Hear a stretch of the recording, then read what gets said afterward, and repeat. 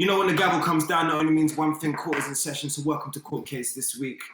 And I'm going to start with a statement that we all know and understand. The Lakers are struggling this year. The lack of cohesion, the lack of effort, the lack of energy is beyond evident.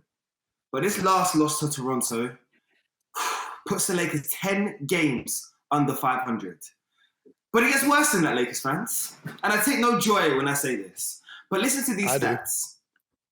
The 48 points allowed in the first quarter against Phoenix earlier this week was the most points in the Lakers have given up in an opening quarter since the shot clock era. It gets worse. Sunday's deficit, 48-22 after the first quarter, followed by last night's performance of 33-12 against the Toronto Raptors in the same first quarter. I'm just confused with what's happening down in LA. And let's not even talk about the shooting mark. 12% shot in the first quarter. Again, these first quarters aren't really looking good for you right now. But I've got a bigger, wider statement. And what was more concerning to me more than anything else was LeBron James's evident frustration. Evident frustration. And I now lead to my first statement. BJ, you live out in LA, right? You're my OG, right? You live out in LA. And I need you to understand what I'm saying when I say this. This is the worst team LeBron James has ever played on. Well, JD, we put a lot of emphasis on saying things and hot takes, so forth and so on. But, the fact remains the following. As we age, our impact on the game, which affects the bottom line, winning and losing, that kind of diminishes as well. We can't forget the following. LeBron James is 37 years of age.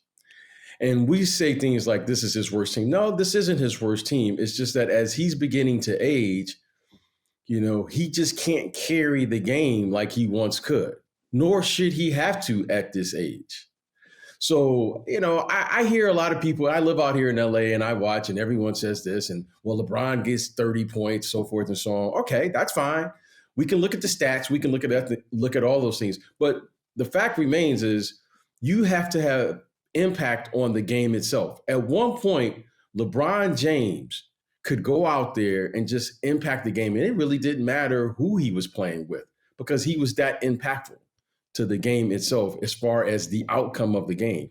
At this stage of his career, is he still capable of getting 30 points? Yes, he can. But you can't tell me that LeBron James is going to continue to be that LeBron James that could play downhill, break down the defense, pass, rebound, run people down, and all of those things. He has to pick his spots now.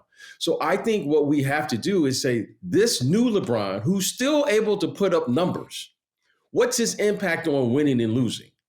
And that to me has been the hardest part, is because we just keep saying, well, he's averaging 29 points a game or whatever he's averaging. But it's not as impactful. At one point, LeBron James would get 35 points, 40 points, and he would win the game. Now, he's not doing that. He's still getting 25, 35 points. So now we keep saying, well, it must be the other players. Well, no, it's not. You're only as good as your best player. That's why he is the best player. And that's what we have to come to understand as we're watching the game. He's 37. I can't say that enough. So I'm not here evaluating him as if he's 27, because that's a totally different player. Right now, the one thing we have to look at is say, okay, if we're going to have LeBron James as one of the best players on the team, which he still is very capable of doing, then what type of team is he going to need at this stage of his career? That's the question. And right now, this has been a bad mix for him and this group, a bad mix. And that all starts with health, because you're going to need another star player like an Anthony Davis. And Anthony Davis' health is probably the biggest concern of why this team is floundering the way it is. So, you know what? I understand, but you know what? LeBron has done a great job of playing and doing what he's been able to do as far as statistics and all of those things going.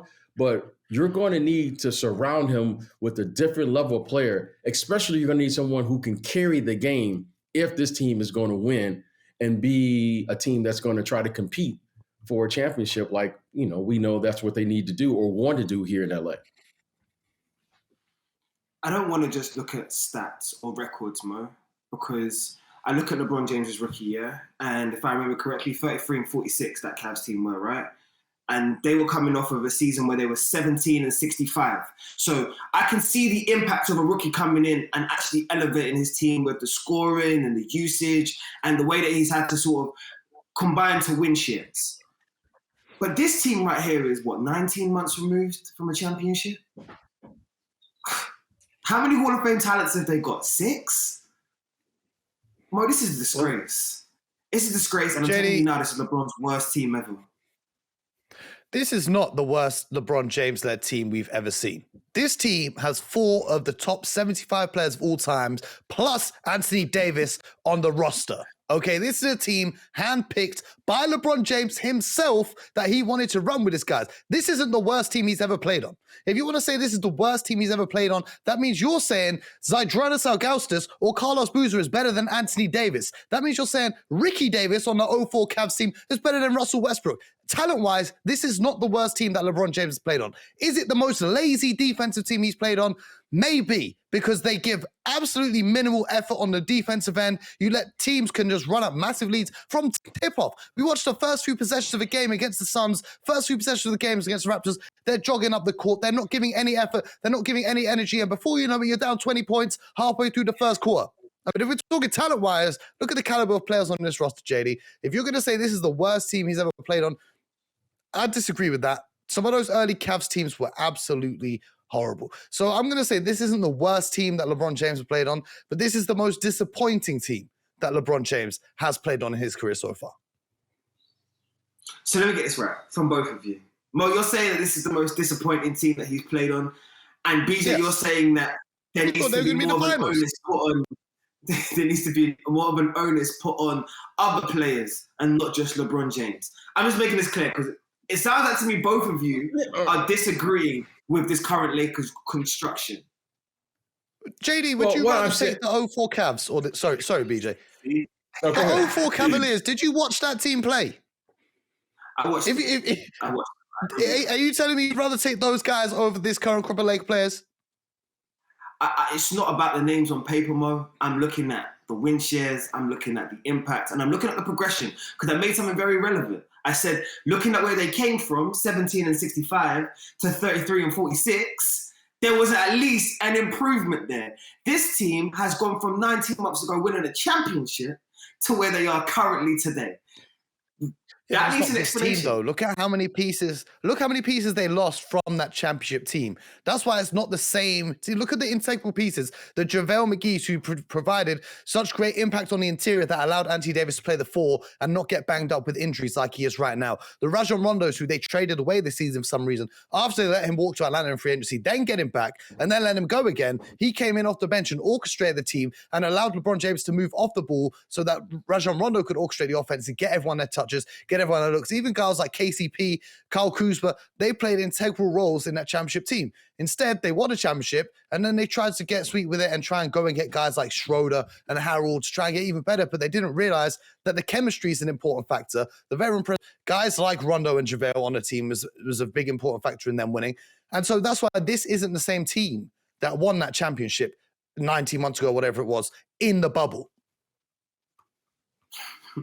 The bubble statement needed to be put back in there. BJ, I'm going to give you one more opportunity. Are you gonna double down again? Are you gonna turn around and say, even comparison to those Cavs teams, looking at, I know on paper, those Cavs teams couldn't compete with what we're seeing right now. But the eye test, what does the eye test tell you about what you're seeing from this Lakers team right now? Well, when you look at this team, I mean, guys, look, at this stage, what am I really expecting from these guys? You know, Dwight Howard, at this stage of their career, Carmelo Anthony, okay, and all of these players. What am I really, look, I can't say this enough. He's 37 years of age talking about LeBron James. What are we really expecting? Like, his own kids are like the same age as like Jalen Green and all these guys he's playing against. Like, what are we really expecting here over an 82-game schedule? And by the way, Anthony Davis is injured. So what are we really expecting? What's our expectations here? Like, I'm looking at it going, someone's got to play the full 48 minutes.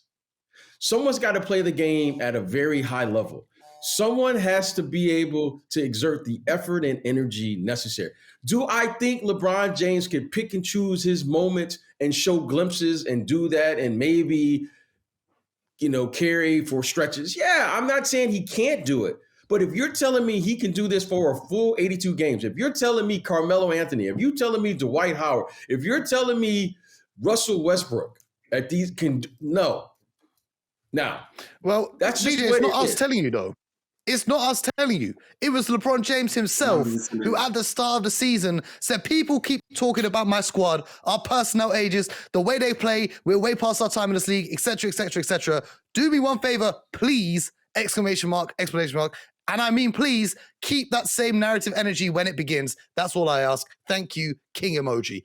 A tweet which was subsequently deleted. So it wasn't us saying that the Lakers could out win a championship. It was the Lakers themselves. The same Lakers who said, Talon Horton-Tucker is so amazing, we don't want to trade him for Kyle Lowry. This is the same Lakers organization who said, it's cool, Alex Caruso, you walk out the door, we don't need you anyway. It's the Lakers organization who thought they were good enough to come in and win a championship. It's not us. It's not me saying LeBron James 37. I expect him to carry a team to 82 games. It's the Los Angeles Lakers front office and decision makers in their franchise who have said this team is good enough. And that's why they made the decisions that they made. And clearly they've been the wrong decisions.